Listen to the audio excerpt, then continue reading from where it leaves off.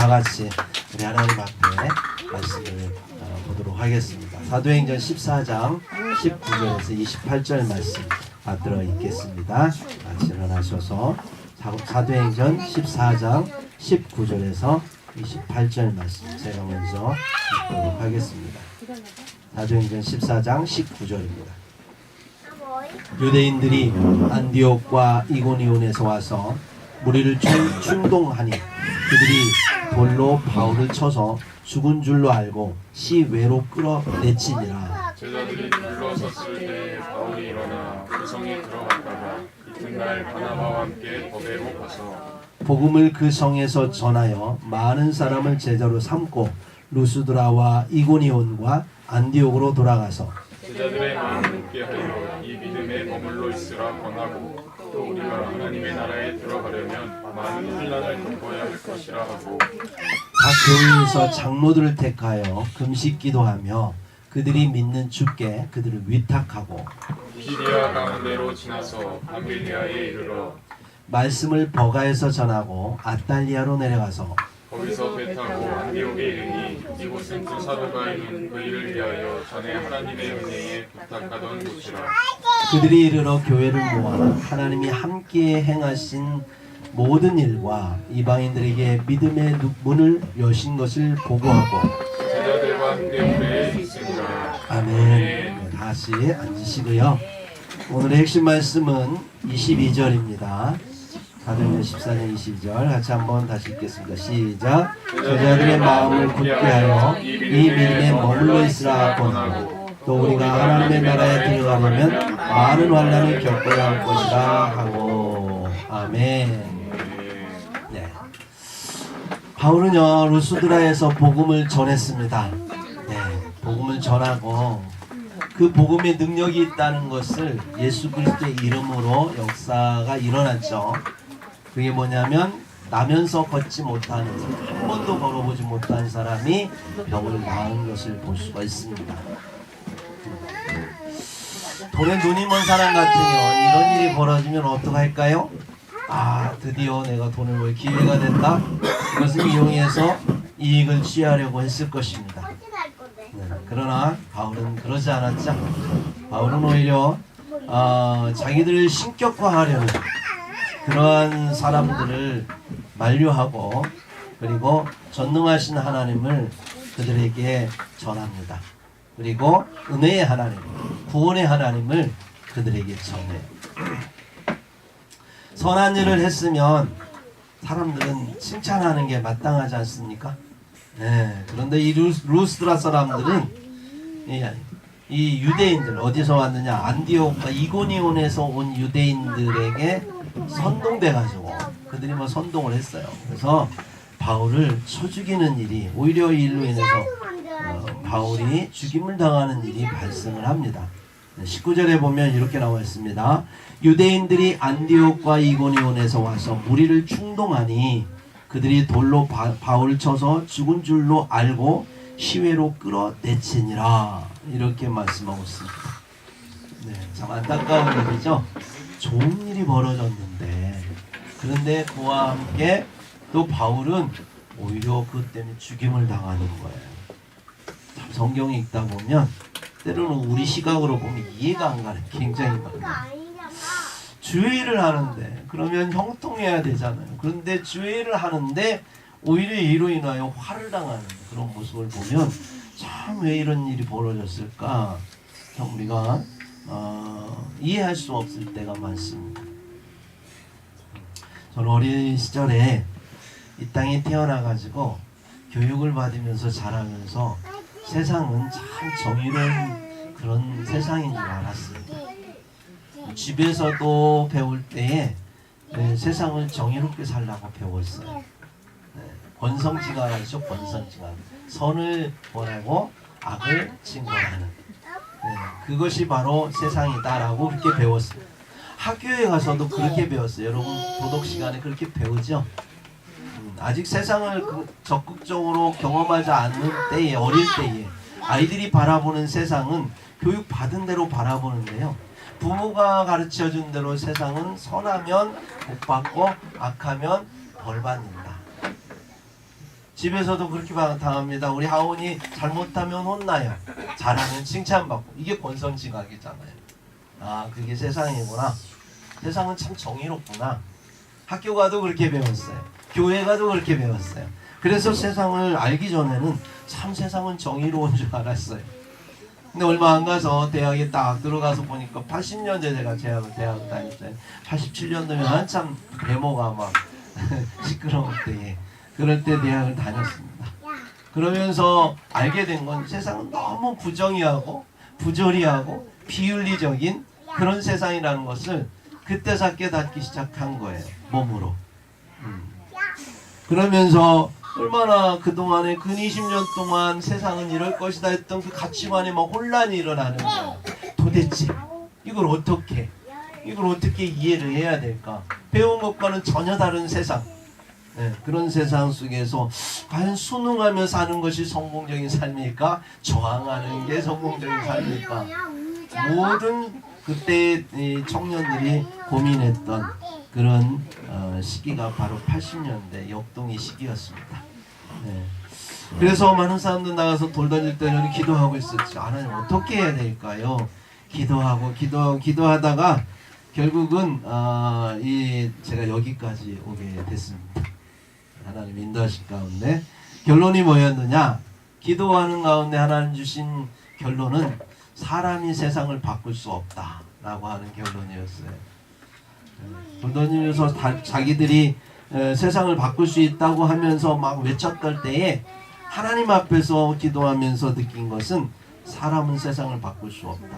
그렇게 의로운 마음을 가지고 있었던 저도 제 마음 가운데 죄가 있다는 걸 깨달았어요.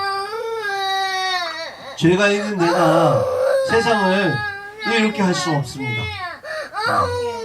사람은 참 선한 척하면 할수록 우리는 우리의 죄의 본능이 더욱더 짙게 우리의 잠재의식 속에 드리워지는 것을 경험하게 됩니다. 참 미안하죠. 깨끗하게 살려고 정말 죄 없이 살려고 선한 마음 가지려고 하면 내 마음 가운데 자꾸만 그 반대적인 생각들이 막 우리를 차고 넘치고 막 보존해 오는 것을 느끼게 돼요. 차라리 의식하지 않는 게 선하게 살 수 있어요. 의식하는 만큼 내가 그래서 그것을 내 힘으로 고치는 만큼 안 돼요. 그 있죠. 내 마음속에서 막 나오는 그 육의 마음, 악한 마음들이 막 나올 때 그 억누르잖아요. 그럼 거기에 더 집착하는 거 있죠. 근데 어느 순간에 풍선처럼 짓눌리다가 뻥 터져요. 그걸 뭐라고 하냐면 흑화된다고 하는 거예요. 우리 주변에 있는 사람들을 보면 그렇습니다. 막 사회를 위해서 선한 말, 의로운 말, 정의를 향해서 막 얘기하던 사람들이 어느 날 뉴스 타는 거 보세요. 어떻게 저럴 수가. 아니 저건 아니지. 뭐 이런 때 가끔 있잖아요. 인간이기 때문에 그런 거예요. 잘했다는 게 아니라 인간은 원래 그렇다라고 하는 것입니다. 루스드라 사람들 바울이 행한 일을 보면서 굉장히 놀랍니다. 어떻게 저런 일을 행할 수 있을까? 처음에는 선한 의도로 그들을 높여주고 그들을 섬기려고 했습니다. 왜냐하면 그들이 선한 일을 했으니까요. 악한 일을 하지 않았으니까요. 근데 이고니온에서 안디옥에서 유대인들이 왔어요. 그리고 이 유대인들이 이들을 선동하는데 뭐라고 하냐면 저들은 꿍꿍이 속이 있다는 거예요. 겉으로 선한 척 하는 거지 꿍꿍이 속이 있다는 거예요. 저거는 이단이고 사입이다라고 하는 거예요. 그렇게 얘기를 하니까 이 사람들이 여기에 선동된 겁니다. 그래서 그 진위 여부를 알아보지 않아요. 그리고 바로 오히려 거꾸로 이 사람들이 돌을 들고 와서 바울을 쳐 죽이는 사건이 벌어져요. 참 인간이라는 게 그렇습니다. 여러분 인간을 이해하셔야 됩니다. 인간을 이해하지 않으면 우리가 세상을 이해할 수 없습니다. 나아가 인간뿐만 아니라 이 땅에 어떤 존재가 있느냐? 사탄이라는 존재가 있다는 거 하는 것을 성경은 우리에게 말씀합니다. 세상은 그렇게 얘기하는 영적 존재에 대해서 무지하기 때문에 얘기하지 않아요. 그러나 성경은 분명히 얘기합니다. 사탄이 있고 사탄이 지배하고 또 다스리는 악령들이 세상에 있다라고 하는 것입니다. 하나님의 말씀을 이렇게 뿌리기도 하지만 여기를 집중해 주세요. 엄마만 네. 저를 좀 보세요. 네. 저희 가서 설교를 해야 되나? 예. 하나님의 말씀을 들을 테니까 저를 좀 집중해 주시기 바랍니다. 네. 세상은 악한 사탄이 있다는 것은 잊으시면 안 된다는 거예요. 네. 하나님의 말씀도 전하지만 사탄이 가라지도 전한다라고 하는 거예요. 그래서 세상이 부정의한 이유, 부조리하고 비윤리적인 이유는 사탄이 끊임없이 그의 종들을 통해서, 그의 쫄개들을 통해서, 악령들을 통해서 사람들의 마음 가운데 악한 마음은 수시로 집어넣어주고 뿌리기 때문에 사람들의 마음속에는 선한 마음과 악한 마음이 항상 공존하는 거예요. 그래서 거기에서 내가 어떤 걸 선택할 때 그것이 어떤 사람은 선하기도 하고 어떤 때는 악하기도 하고, 그래서 내가 어떤 때는 악할 수 있고 어떤 때는 선할 수 있는 거예요. 근데 세상의 정의는 뭘까요? 세상의 정의가 있을까요? 그래서 인간들이 말하는 정의는 없어요. 왜 그러냐면 결국은 악한 마음, 선한 마음이 내 안에 들어올 때 내가 선택할 때 어떤 기준으로 선택하냐면 내게 유익이 되면 선이고 내게 해가 되면 악이라고 생각하는 게 보편적인 인간들의 사고입니다. 그래서 절대 선을 인간은 절대 정의를 할 수가 없는 이유가 사람마다 다 정의가 달라요. 정의에 대한 정의가 달라요. 왜요? 네. 약자의 입장에서는 평등한 공산주의적 사고를 하면 그게 정의라고 생각해요. 이 세상에 약자로 태어난 것이 너무 억울한 거예요.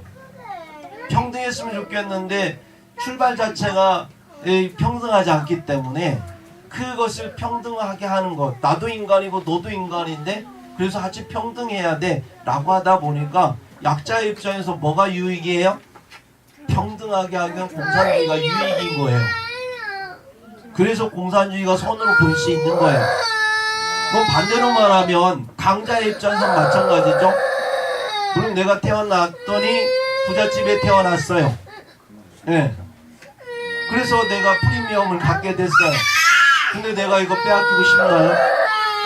이것을 내가 누리고 싶고 내가 계속 가기 위해서 있어야 될 게 뭐냐면 자유죠. 그래서 자유민주주의를 선호할 수밖에 없는 거예요. 기준이 뭡니까? 내게 선한 거, 내게 유익하면 선한 거고 내게 해가 되면 악한 거예요.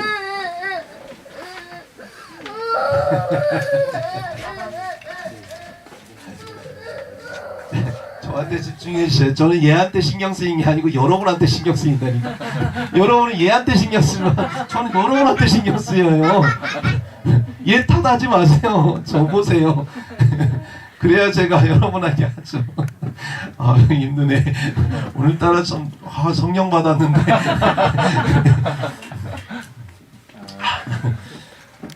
네. 어디까지 했죠? 네. 그래요. 그래서 세상에 정의로 없다는 거예요, 여러분. 속지 마세요. 세상이 말하는 정의에 속지 말라고요. 진짜 정의는 하나님 안에 있는 거지 사람이 말하는 정의가 정의가 아니라는 걸 우리는 깨달아야 된다라고 하는 거예요. 정말 처음에 말할 때 그럴싸하죠. 모두를 위해서 하는 것처럼 얘기를 합니다. 그래서 사람들은 그 말에 속지요. 그래서 저분이 정말 정의로운 사람이구나. 근데 나중에 하다 보면 그러지 않은 게 뽀록나요. 다 드러나게 돼 있어요. 그래서 참 안타깝게도 우리 사회 가운데 가끔씩 뉴스화되는 거 보면 정말 멋있잖아요.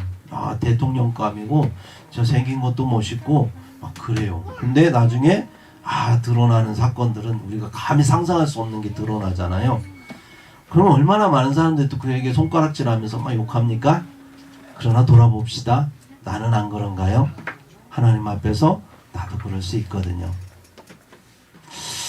그래서 우리가 살아가면서 참 세상에 그런 사람들이 물론 선하고 싶고 또 선을 위해서 공공의 선을 위해서, 공공의 정의를 위해서 힘을 쓰는 건 맞아요. 모든 인간들이 그 마음속에 있지만, 그러나 그것들이 내 힘으로 할 때, 내 힘으로 뭔가를 노력할 때 그게 결국은 나중에 그림자가 되어서 오히려 내 욕구를 절제하고 하던 것이 터지게 되면 큰 문제가 된다라고 하는 것.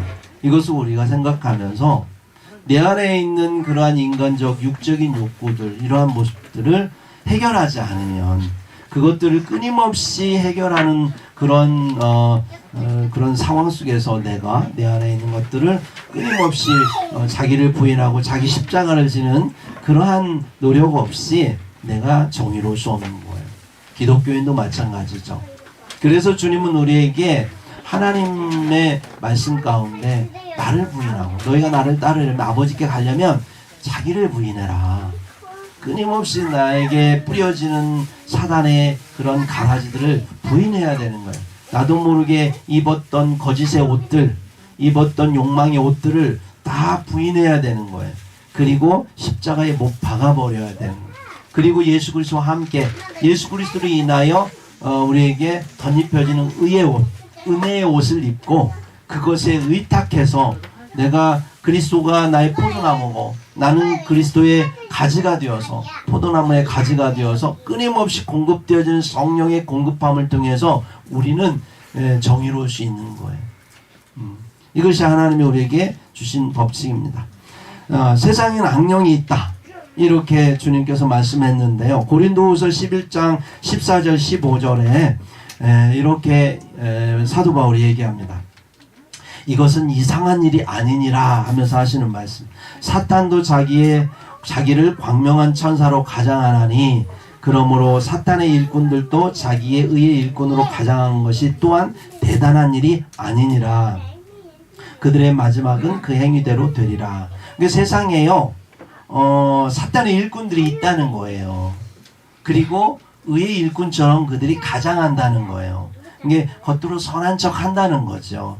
왜 그러냐면 사탄도 가장한 광명한 천사처럼 자기를 빛의 사자로 우리에게 거짓으로 행하기 때문에, 그래서 세상을 바라보면서 참 이상하다, 왜 하나님이 계신데 왜 세상은 이렇게 지저분하지? 이상한 일이 아니라는 거예요. 네? 대단한 일이 아니라는 거예요. 당연한 일이라고 바울은 말하고 있는 겁니다. 네. 그래서 우리가 세상을 이해할 때 하나님이 없어서가 아니라, 그리고 하나님이 세상에 무관심해서가 아니라 사탄이 사람들 속에서 일하고 있고 하나님 동시에 일하고 있기 때문에 우리는 영적 전쟁터 안에 살기 때문에 세상은 이렇게 정의로운 것 같으면서도 아닌 것들이 많고, 아닌 것 같으면 정의로운, 정말 가치관이 혼돈되는 그런 세상일 수밖에 없다라고 하는 것입니다. 바울은요, 그런 세상 가운데서 루스드라에서 이렇게 죽임을 당하는, 돌로 침을 당하는 엄청난 일을 경험을 했습니다. 그리고 나서 그는 그랬으면 어떻게 될까요? 보편적이고 평범한 사람이면 그 다음에 거기 가면 또 죽잖아요. 무섭잖아요. 이 죽음이라는 게 얼마나 공포스러운데. 그런데 바울은 다시 일어나서 거기에 가서 또 자기를 복음을 전해요. 그리고 다음 날 더베로 가서 계획했던 대로 복음을 전하며 많은 사람들이 제자로 삼습니다. 그리고 또 그냥 이 안디옥으로, 수리아 안디옥으로 돌아오지 않고 복음을 전했던 그 지역으로 거꾸로 서서 루스드라, 이고니온, 비시디아 안디옥을 돌아보면서 복음을 전합니다. 그리고 그들에게 그렇게 말씀하죠. 22절에 같이 한번 다시 읽어볼까요? 22절 시작. 제자들의 마음을 굳게 하여 이 믿음에 머물러 있으라 권하고, 또 우리가 하나님의 나라에 들어가려면 많은 환난을 겪어야 할 것이라 하고. 오늘 핵심 말씀인 그 말씀을 전하는 것을 볼 수가 있습니다. 바울이요, 일을 당했을 때 얼마나 제자들이 당황했겠어요. 정말 하나님이 이해가 안 가는 거죠. 저렇게 선한 일을 하고 복음의 능력이 있는데, 그런데 어떻게 저런 일을 당할 수 있을까? 혹시 그런데 바울은 죽어버린 거죠. 그들이 바울이 나타나기 전까지는 그런 생각을 했을 거예요. 그러면 내가 바울처럼 복음을 전하면 나도 죽을 수 있다라고 하는 공포감이 오겠죠. 당황스럽고 공포스럽고 힘든 거예요. 그러면 아무리 바울이 복음을 뿌리고 능력을 보여주고 하나님 살아있다고 말씀을 했어도 사람들은 다시 세상으로 돌아갈 수밖에 없는 상황에 놓인 거예요. 네. 그래서 바울은 그러한 것을 알기 때문에 위험을 무릅쓰고 다시 복음을 뿌렸던 그 도시로 가는 것을 볼 수가 있습니다. 그러면서 많은 환난을 겪게 됐습니다. 그래서 이러한 환난을 겪고 있는 그런 자신을 보면서 사람들이 시험에 들까봐 하는 얘기가 이 믿음에 마음을 굳게 해서 이 믿음에 머물라. 그리스도의 믿음에 머물라라고 말하는 거예요. 네. 바울의 살아난 모습을 보면 사람들이 얼마나 놀랐을까요? 그죠? 네. 사탄은 바울을 죽이려고 했지만 하나님은 다시 살려서 보냈잖아요. 하나님 여전히 역사하시는 거를 사람들은 경험했던 거죠. 근데 여전히 사람들이 이해 안 가는 게 뭐냐면 근데 왜 환난을 당하냐는 거예요. 왜 환난을 당하냐. 여기에 대해서 바울은 뭐라고 하냐면 하나님 나라에 들어가려면 많은 환난을 겪어야 할 것이다 라고 얘기를 합니다. 여기에서 이제 그리스도인들은 헷갈리는 거죠. 정말 우리 예수 믿으면 우리 어떻게 전해요? 여러분 예수 믿고 구원받고 축복받고 잘 살다가 행복하게 살 수 있습니다. 이렇게 전했잖아요, 예전에. 근데 성경은 뭐라고, 바울은 뭐라고 얘기하면 예수 믿으면 많은 환난을 받고 하나님 나라에 들어갈 것이다. 오히려 그렇게 얘기하고 있잖아요, 지금. 안 믿는 사람들에게 이 얘기하면 예수 믿는다고 할까요? 예수 믿으면 환난 받게 생겼구나. 안 믿죠? 근데 예수 믿는 사람들에게 예수를 믿게 정말 부인할 수 없어요. 바울이 살아난 거 봤잖아요. 앉은 병이 일어나는 거 봤잖아요. 부인할 수 없어. 살아계신 하나님은 부인할 수 없는데 또 환난도 부인할 수 없는 거예요. 그럼 이거 어떻게 해결해야 되는지, 어떻게 해석하고 어떻게 이해해야 되는지가 그리스도인에게 문제인 거예요, 지금. 여러분, 성경 뭐라고 얘기하냐면 바울은 그렇게 얘기합니다. 고린도전서 10장 13절에 사람이 감당할 시험 밖에는 너희가 당한 것이 없나니 오직 하나님은 미쁘사 너희가 감당하지 못할 시험 당함을 허락하지 아니하시고. 그건 뭐예요? 우리에게 하나님은 감당할 수 있을 만큼의 시험을 주신다는 거예요. 허락하신다는 거예요. 예수 믿으면 시험이 없다 얘기한 게 아니라 시험은 있는데 감당할 수 있게 하신다는 거예요. 그 다음에 또 하신 말씀, 시험 당할 즈음에 또한 피할 길을 내사 너희로 등이 감당하게 하시느니라. 감당하게 해주신대요. 그래서 우리에게 피할 길을 내주신다는 거예요. 참 이해할 수 없습니다. 아니 뭐 시험 주고 병 주고 약 주는 거예요? 그죠? 시험을 허락했어요. 그리고 시험을 피할 수 있게 또 길을 내주. 우리 속담에 병 주고 약 주는 것처럼 보이잖아요. 하나님이 이해하지 못하면 이게 정말 말씀이 정말 이해할 수 없는 말씀이에요. 성경에 나오는 욥과 같은 모습.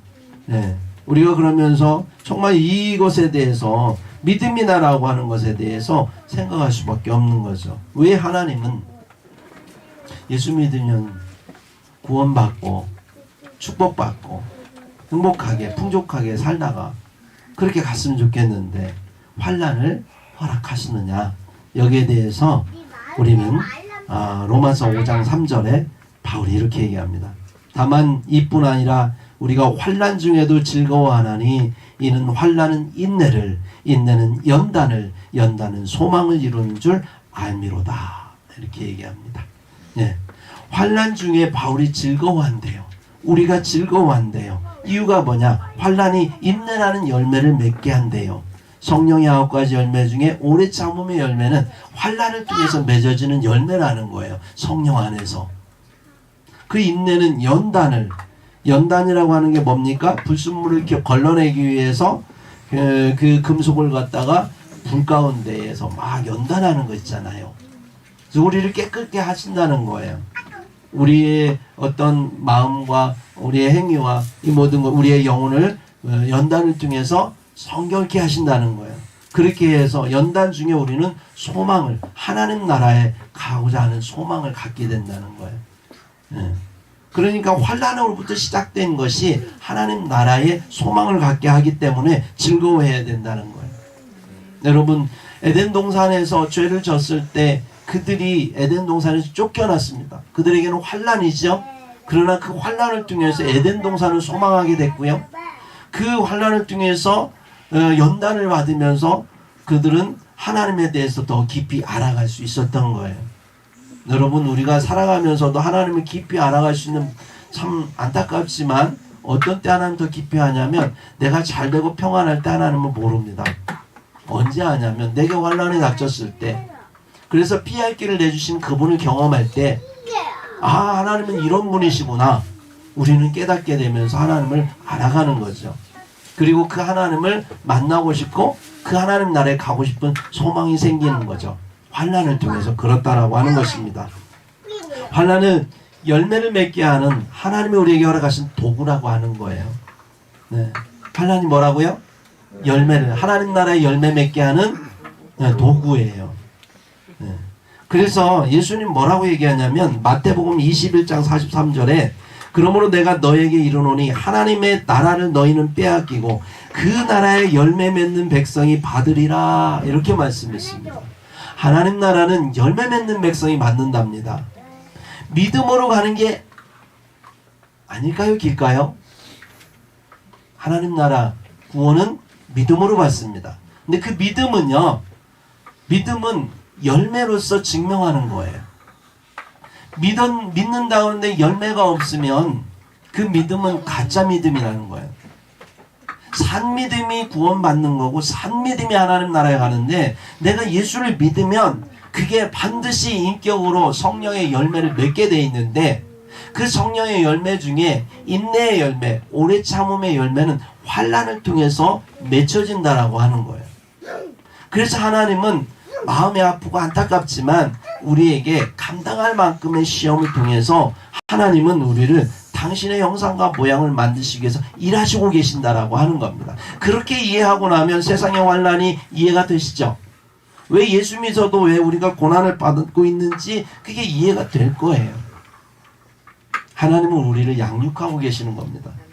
우리가 이 부정의한 세상에, 이 부조리한 세상에 우리가 던져지고 하나님께서 우리를 던지고 난 다음에 전혀 우리에 대해서 관심을 안 갖고 있는 그런 세상을 만든 게 아니라, 하나님은 정말 이리 같은 세상 속에 양처럼 우리를 던져줬지만 그러나 목자가 되셔서 우리를 보호하고 계시고, 하나님이 이루고자 하는 우리의 모양대로 우리의 형상대로 우리가 사람을 만들자고 했던 하나님의 뜻을 여전히 하나님은 그렇게 이루시고자 하신다라고 하는 거예요.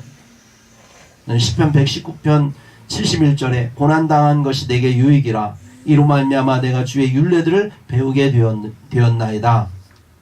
다윗이 말합니다. 다윗이 얼마나 고난을 많이 당합니까? 근데 그걸 통해서 깨달은 게 뭐냐면 이 고난당함을 통해서 주의 율례들을 배우게 되었다라고 얘기를 하는 거예요. 신명기 4장 5절에도 보면 내가 나의 하나님 여호와께서 명령하신 대로 규례와 법도를 너희에게 가르쳤나니 이는 너희가 들어가서 기업으로 차지할 땅에서 그대로 행하게 하려 함이라 계획했어요. 그러니까 이 모세가 40년 동안 광야를 이렇게 이끌고 다니면서 얼마나 고난을 많이 받았어요. 힘들지 않았겠습니까? 근데 그러면서 시내산에서 하나님께 받은 규례와 법도, 이것을 모세를 통해서 하나님이 가르쳐 주셨고 그걸 40년 동안 배우는 거예요. 그래서 애굽에서 있었던 종의 의식을 다 버리고 하나님 나라의 백성으로서의 그 나라에 가서 살아야 될 법과 규례와 제도들을 배우고 나서, 그리고 요단강을 건너가서 그 가나안 땅에 하나님 나라를 세우는 것, 하나님이 다스리는 그 나라를 세우는 것, 그리고 그 백성들이 배운 대로, 광야 교회에서 배운 대로 그 나라에서 사는 거예요. 그래서 광야 기간을 교회라고 그래요. 광야 교회로 표현했습니다. 그렇다라고 한다면 우리가 지금 세상 가운데에서, 애국 같은 세상 가운데서 광야 교회로 우리는 지금 와 있는 거고, 여기에서 주의 말씀을 여러분들이 끊임없이 배우고 경험하는 이유는 그 나라의 백성으로서 갖춰야 될 법과 제도와 규례들을 예배를, 이 교회를 통해서 배우는 거예요. 그래서 교회가 중요한 거예요. 교회를 무시하면 안 돼요. 여기가야말로 하나님 나라를 준비하는 곳이고, 여기서 배우는 걸 통해서 그 나라에 가는 거예요. 그 나라의 열매는 여기에서 맺혀지는 거. 우리가 서로의 그런 그리스도의 모습 속에서 서로 주고받으면서 하나님의 형상을 만들어가는 거예요. 그래서 교회가 중요한 거예요. 여러분, 말씀을 무시하면 안 됩니다. 그 나라에 가는 사람은 말씀을 아는 사람이 가는 거지 말씀을 모르면 갈 수 없어요. 왜냐하면 그 나라의 백성은 그 나라의 법을 알아야 돼요. 대한민국의 백성은 대한민국의 법을 알고 살아야죠. 조선인민민주주의 공화국의 법을 가지고 이 땅에 살면 안 돼요. 그러면 감옥 가요. 합법적인 백성은 이 대한민국의 헌법을 알아야 되는 거예요. 마찬가지예요. 하나님 나라의 헌법인 이 말씀을 알아야 그 나라에 가는데, 그 법을 가르치기 위해서 하나님께서 우리에게 허락하신 이 교회가 얼마나 소중한데, 여러분, 하나님 앞에서 이 우리의 삶을 통하여, 우리에게 주어지는 고난을 통하여 우리가 그 나라의 법을 배우고, 그리고 그 나라의 열매를 맺는, 그래서 그 나라에 들어갈 수 있는 믿음을 우리가 하나님 앞에 보이기를 우리 주 예수 그리스도의 이름으로 축복합니다. 아멘. 골로새서 1장 24절에 나는 이제 너희를 위하여 받는 괴로움을 기뻐하고 그리스도의 남은 고난을 그의 몸된 교회를 위하여 내 육체에 채우노라, 이렇게 말씀합니다. 바울이 왜 그렇게 고난을 당하면서도 그를 기뻐할 수 있었던 이유가 뭐냐면, 그리스도의 남은 고난을 나는 몸된 교회를 위해서 내 육체에 채우고 있다, 이렇게 생각했다는 거예요. 그냥 고난이 지겹고 힘들고 나에게 고통스러운 어떤 저주가 아니라, 바울에게 고난은 뭐였냐면 내가 그리스도와 함께 한다라고 하는 거예요. 그리스도를 이해하고 하나님을 사랑하기 때문에 그 몸된 교회, 예수님의 몸된 교회를 통해서 내가 거기에 기꺼이, 예수님이 십자가에 달리셔서 피를 뿌린 것처럼, 죽음을 다해서 교회를 세우고자 했던 것처럼 본인도 예수님의 길을 따라가는, 그래서 자기에게도 그 고난을 기꺼이 받아들이며 교회를 세우기를 원했던 거예요. 여러분, 이 땅에서 하나님 나라를, 교회를 세우는 것을 경험할 때 그 나라에 갈 수 있습니다. 여러분, 교회가 무시하지 마세요. 여러분들이 교회를 세워야 돼요. 교회를 세운다는 건 건물 세우자고 하는 얘기가 아닙니다. 교회에 하나님께서 우리에게 가르쳐준, 예수님이 우리에게 가르쳐주신 교회의 모습은 서로 물건을 통용하고 서로 나누고 자기 것이라 하지 아니하며 서로 간에 나누면서 균등케 하는 것, 가난한 자와 돈 있는 자와 병든 자와 또 건강한 자 모두가 함께 하면서 서로 나누면서 서로를 세워주고 서로에게 짐을 나눠주면서 서로를 이끌어주면서 정말 그 우리가 생각하는 그 하나님 나라의 맛을 볼 수 있는 곳, 그 하나님의 법이, 말씀이 역할을 하고 그 말씀 속에서 함께 나누는 것, 그게 교회라고 저는 봐요. 말씀 정리합니다. 제가 우리 본인이 여기 있어서 좀 미안하지만 가끔 제가 눈시울이 붉어질 정도로 은혜를 입을 때가 있어요. 이번 여름에도 계산해 보니까 답이 안 나와서 휴가는 그냥 집에서 보내자. 그래서 방콕으로 휴가 가려고 했습니다. 방글라데시에서 방콕으로 굴러다니면서 갈까 이런 생각하고 있었는데, 우리 신 목사님이 저한테 티켓을 하나 주시더라고요. 그러면서 막무가내로 가서 호텔이라도 가서 한번 1박 하고 오라고. 근데 안 갈 수가 없더라. 송도 센트럴파크 호텔을 가가지고 하룻밤을 보냈는데 낙원이 따로 없대요 거기. 밤이고 낮이고 너무 그 뷰가 환상적이었어요. 그것을 경험한 걸 제가 여러분이 자랑하고 싶어서 하는 얘기가 아니라,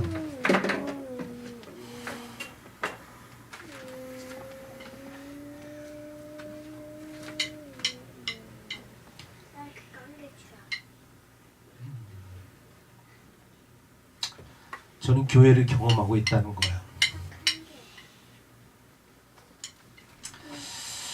우리 교회가 힘들기 때문에 사실 제가 우리 신목사님 올 때에 많이 나누지 못해서 늘 미안하고 그래요. 가능하면 사례비도 좀 같이 나누면서 홍도 한 조각 있으면 나눠 먹고 하려고 노력합니다. 정말 열악한 교회를 이루기 위해서 다른 거 보지 않고 여기까지 온 거에 대해서는 저는 너무나 기쁘고 감사합니다. 다시 이 말씀 오늘 여러분이 드리려고 하는 게 아닙니다.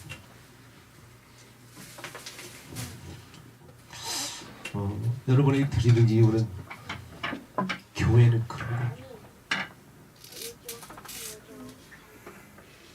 우리 신목사님하고 늘 말씀하지만 목사님들이 교회 얘기 많이 합니다. 교회는 이런 겁니다. 교회를 세우시다 뭐 얘기하는데 정작 목회자의 사회 속에 교회가 없어요.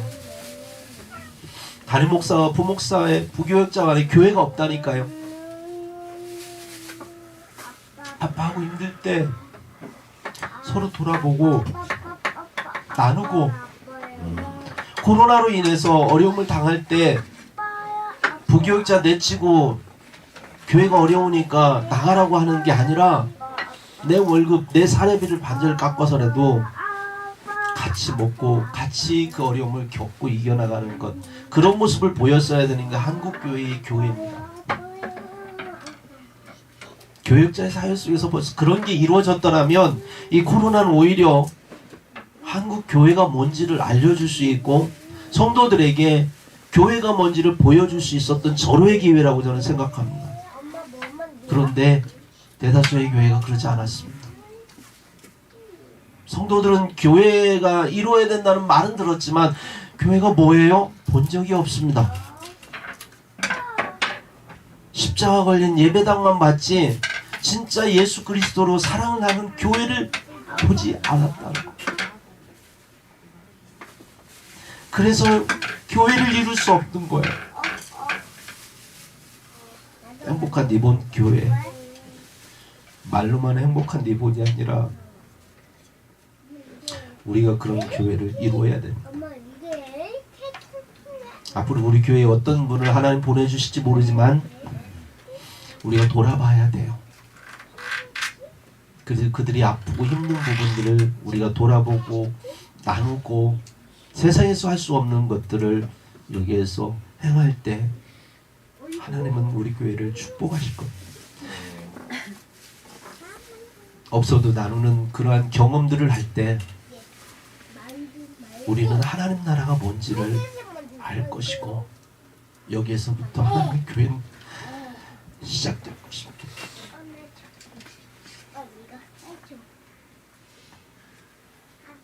교회를 세우다 보면 고난이 있을 수밖에 없습니다. 없는데 나눠야 되니까요.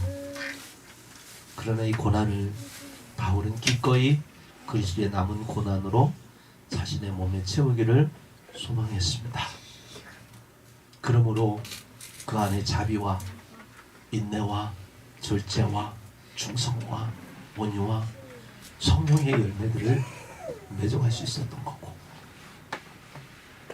예수님은 그 모습을 보고 기뻐하시고 기꺼이 그를 하나님 나라에 들여보냈던 것처럼 바울은 오늘 이야기합니다.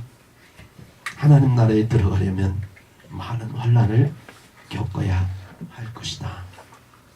그것은 하나님께서 당신의 열매를 맺기 위한 아버지의 마음입니다. 기꺼이 우리를 하나님 뜻에서 멸망시키기 위함이 아니라 하나님의 백성 만들기 위한 아버지의 마음. 우리 하원이가 성장하기 위해서 많은 여러 가지 겪어야 될 어려움들이 있겠지만 기꺼이 그것을 부모는 허락할 수밖에 없는 성장을 위해서 그런 마음이듯 우리 하나님도 우리를 그렇게 보신다는 사실을 여러분 이해하시고 행여나 삶 가운데 고난과 환난이 와도 우리 함께 기도하면서 함께 극복해 가기를, 그래서 열매 맺기를 우리 주 예수님의 이름으로 축복합니다. 기도하겠습니다. 기도하신 아버지 하나님 감사합니다. 부족하고 연약한 자를 통해 하나님 이 시간에 말씀을 전하게 하시고 함께 성령 안에서 고백하게 하시면 감사합니다. 거룩하신 아버지 말씀 그대로 이루소서.